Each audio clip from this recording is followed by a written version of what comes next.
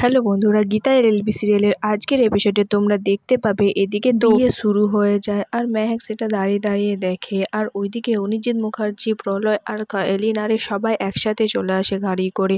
আর অগ্নিজিৎ মুখার্জি গাড়িতে আসার সময় তো গীতা আর স্বস্তিকের সঙ্গে কাটানো সুন্দর মুহূর্তগুলো মনে করতে থাকে এবং কষ্টকে পেতে থাকে। আর বিয়ে হওয়ার সময় প্রিয়ঙ্বদা বলে স্ত্রীকে বলে মেয়েটা কোথায়, তখন স্ত্রী বলে কি মুশকিল, তোমার নিজের মেয়ের বিয়ে হচ্ছে, তুমি বিয়েতে কনসার্ট হও, এখনো তুমি ওই মেয়েটা নিয়ে ভাবছো। আর ওইদিকে দেখা যাবে গীতা দাঁড়িয়ে দাঁড়িয়ে সব দেখছে। আর তারপর মেহেক বলে অঙ্কিতকে যে এ কি গো, বাবা আরে কখন আসবে, এদিকে তো সিঁদুরদানের সময় হয়ে গেল। আর তখনই ঠাকুরমশাই বলে যে এবার সিঁদুরদান হবে। সিঁদুরের কৌটাটা নিয়ে যখনই স্বস্তিক টিপের সিটতে নিয়ে যাবে তখনই গীতা এসে জোরে চিৎকার করে বলে না। আর সেটা তো দেখে মেহেক অবাক হয়ে যায়।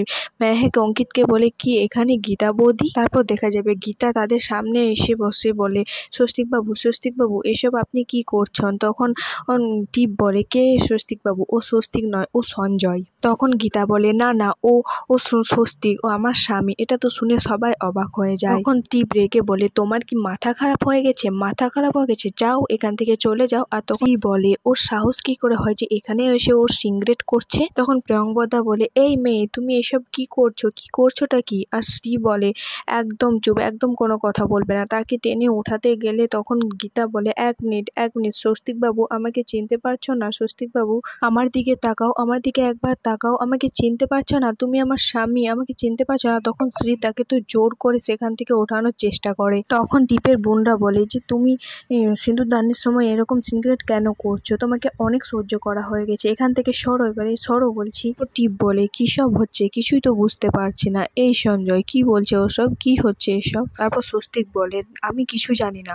আর গীতাকে বলে দেখুন আপনাকে আমি চিনি না। এটা শুনে তো গীতা একদম অবাক হয়ে যায়। আর গীতা বলে কি বলছেন কি স্বস্তিকবাবু? তখন স্বস্তিক বলে সরে যান এখান থেকে, আপনারা এখান থেকে সরান। আর তখনই মেহেক আছে। মেহেক বলে ছোটদা ভাই করে। প্রিয়ঙ্বদা বলে ছোটদা ভাই? তখন মেহেক বলে হ্যাঁ হ্যাঁ, ও আমার ছোটদা ভাই, স্বস্তিক মুখার্জি আমার ছোট ভাই। তখন প্রিয়ঙ্বদা বলে যে কী সব বলছো? তোমার দাদাভাইকে তো খুন করা হয়েছে, তাকে গুলি করে তো গঙ্গাতে ভাসিয়ে দেওয়া হয়েছে, আর সেই জন্যই তো তোমাদের পরিবার শোকগ্রস্ত। আর তখন মেহেক বলে হ্যাঁ আমরা এটাই জানতাম, কিন্তু আমার ছোট্ট ভাই তো বেঁচে আছে। তখন প্রিয়ঙ্বদার হাজব্যান্ড বলে তোমাদের কোথাও ভুল হচ্ছে, নিশ্চিত কোথাও ভুল হচ্ছে। তখন অঙ্কিত বলে না কাকাই, আমাদের কোথাও ভুল হচ্ছে না, আমি তো জানি ও স্বস্তিক। আর এইসব শুনে তো বিয়ে বাড়িতে একদম চেঁচামেচি শুরু হয়ে যায়। আর তখন তো স্বস্তিক সবাইকে চুপ করিয়ে কোটাটা নিয়ে টিপে সিঁথিতে সিঁদুর পরাতে গেলে গীতা আবারও আটকায় তার হাত ধরে। তখন স্বস্তিক বলে ছাড়ো বলছি, আমার হাত ছাড়ো। আর তখন টিপও তাকে টানাটানি করতে থাকে। তারপর তো স্বস্তিক তাকে দিয়ে ফেলে দিয়ে টিপের সিঁথিতে সিঁদুর পরিয়ে দেয়।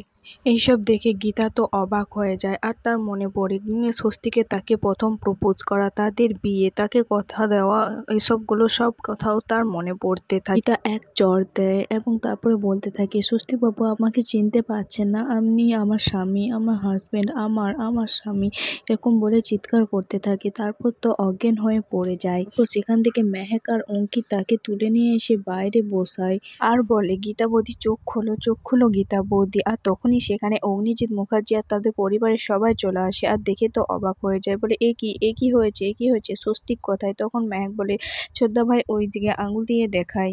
আর স্বস্তিককে দেখে তো অগ্নিজিৎ মুখার্জি আরে অবাক হয়ে